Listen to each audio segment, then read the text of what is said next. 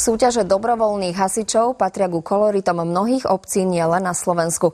Tieto akcie sú medzi divákmi veľmi obľúbené, no v Bijacovciach preteky ešte vyšperkovali. Dobrovoľníci tam pravidelne súťažia 31. augusta v nočných hodinách. Športovci sa tak musia popasovať so zníženou viditeľnosťou.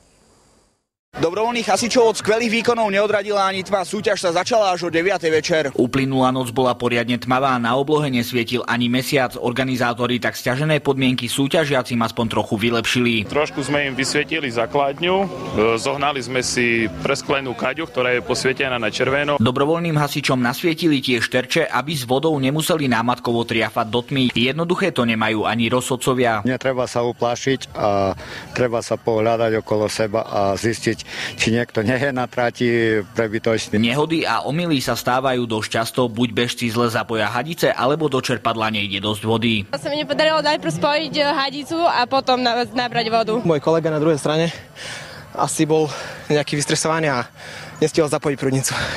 Dávaj! Dávaj!